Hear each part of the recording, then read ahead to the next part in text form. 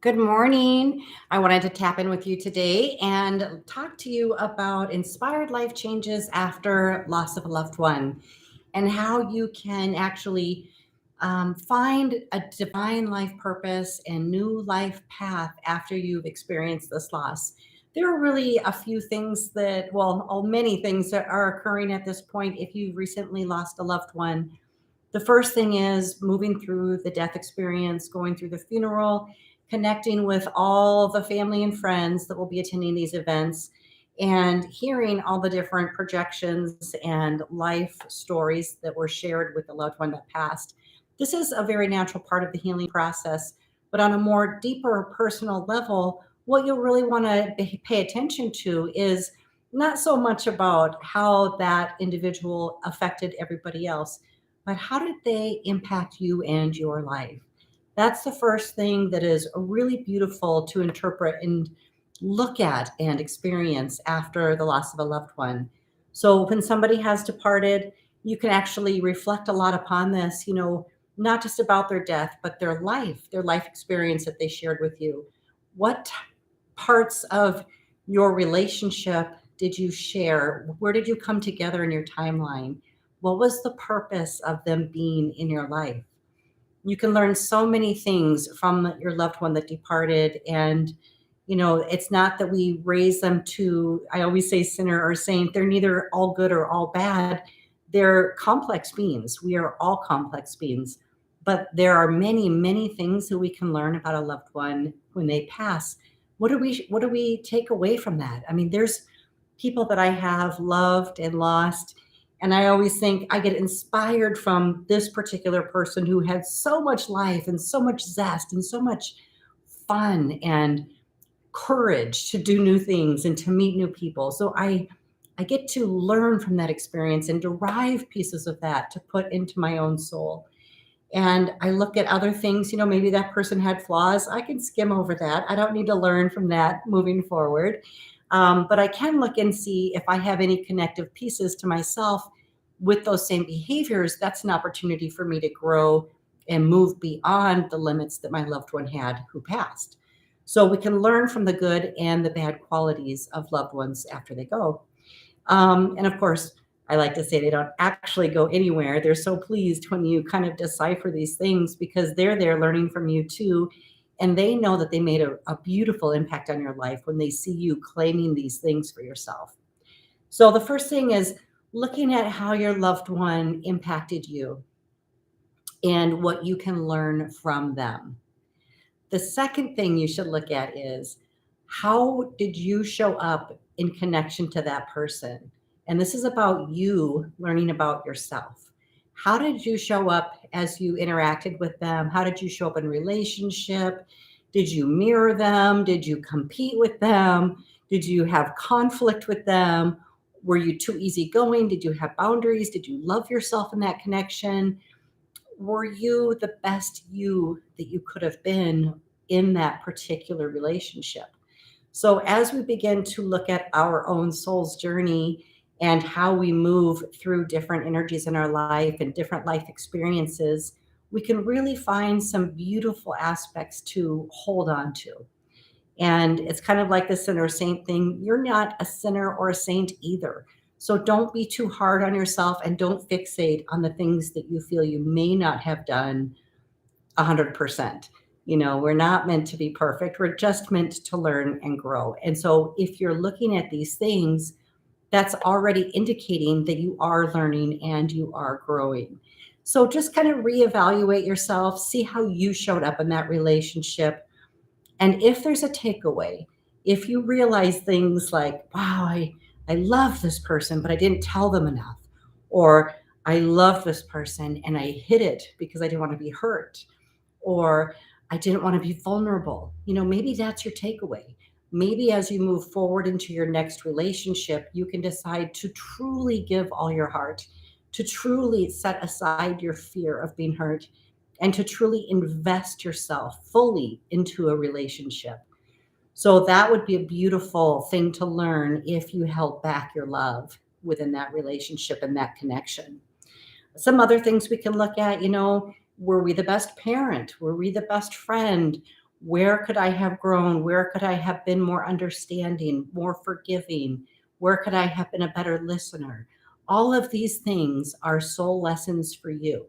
And you would not necessarily ever get to this point had your loved one not passed. And that's why these are inspired life changes after loss, because the losing of your loved one moves you into a very transitional time in your life. I call it your sacred transitional time, your sacred time of transition and healing and growing and reflecting. And all of these things are like golden nuggets for your soul. They will shape you and inspire you and move you forward into a better version of yourself. And every time we lose a loved one, we get another opportunity to reflect upon their life, our life, and how we want to be moving forward. And that's really the third thing, is looking at opportunities that open. When somebody significant to you dies, there's a large space created from the space they filled up with you. Space in your memories, space in your energy. If you talk to them regularly, there's a lot of time invested in daily connections, shared stories, familiar memories, all those things. And when that person passes away, suddenly there's a huge gaping space around you. There's space that you may want to fill with just being busy, or alternatively just sleeping. And it's really kind of interesting if you can be mindful about how you're using this time and space, allowing there to actually be that time and space without filling it and without completely withdrawing. Having that space feels very, very uncomfortable. And it makes people, that's why they often push and do too many things. They want to stay busy and not think about it. That's not necessarily bad. I mean, whatever you do to get through this time is important, but be mindful that the time and space that has been created around you from the loss is divine in nature. What I mean by that is the more that you can stay attuned to the positive aspects that you took from the loved one that passed, the positive lessons that you learned from that relationship, and knowing how you want to show up in your future, staying focused on that, the things you'll do better, the things that you learned, without any of the judgment or shame or anything like that, right? Just all the positives. Like, I grew from this experience. I want to be this person moving forward. This is how I can see my life developing, next level stuff. That's what gets filled in the time and space that's around you. And it doesn't take long for you to just fill that space with your vibration, not activities. And suddenly you're going to notice the doors open to new people, new opportunities, new way to live your life, total lifestyle changes. And none of it should feel like a struggle. It shouldn't feel like a sacrifice. Some people are like, oh, well, my loved one died this way, so I'm never going to do that again. And they get on this like mission, but it's really the wrong energy to create it. So when you're creating this new life path for yourself, what you want to do is just allow that space to be there. Allow there to be a little bit of discomfort in the not knowing. But as you're not knowing, you are still attuning to vibrational frequencies of what it is you want, how you want to show up. You want to be a more loving individual. You want to be more kind in relationships, more vulnerable, more loving, more expressive. You can practice that energy in this time space, even when you're alone, by being that way to yourself. So everything will start here. And then when people come into our time space, we'll begin to start to express and share that energy with them. So you can really, really practice this with yourself, not being hard on yourself, not beating up on yourself, not being filled with regret. Regret is something that is a really harsh energy on the body, can cause many, many illnesses.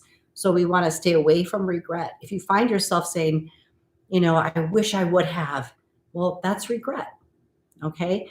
So instead of saying, I wish I would have been a better friend, I wish I would have been a better lover, I wish I would have been a better spouse, what you could say to yourself is, wow, what I learned from that was I had some shortcomings in this area, but now I've seen the importance of being more open and more available. And moving forward, that's who I choose to be. So this was a beautiful soul lesson for me. And it's helped me gain clarity about who I want to be in the world and how I want to show up in relationship. So there is no regret. There is just a life lesson and a new life plan being formulated for how you want to move forward. So that way you can stay in a really, really positive mindset, calibrating to your vibration of what you really want to bring into your life and really honoring your loved one who passed. Um, and I always like to say this because if you don't know me and you haven't been here before, your loved ones stay with you after they die. So their spirits are very, very much around you. They see what you're going through. They're also learning on the other side. So the more they see you progress and move into this new, beautiful, healed vibration, the more that they get to ascend on the other side. So continue to do your work. I don't even like to call it work. It's more like, gosh, what is a new word I should call that? Because it's more, well, it's inspired life change. It's growth. It's being in the flow. It's being able to move through the new life that you're creating, move with it, move into it with a peaceful heart, peace all around you. There's no reason to regret the past, no matter what happened. You can always shift it into a life lesson and find a way to make your peace with it, or to shift vibrationally to say like, okay, I learned it and now I'm this. No need to look back anymore, right? Because that was the takeaway. Okay, you guys, that's all. I just wanted to talk to you about mainly those three things: looking at everything you learned from your loved one who passed, looking at how you showed up and what you can learn internally, and also allowing that space to create new opportunities, doorways, and relationships around you as you move forward in your new vibration. Thank you so much for being here, you guys. I hope you have a beautiful day. If you like this video, be sure to subscribe, share it with a friend, and check back for more videos. Thank you so much. Bye-bye.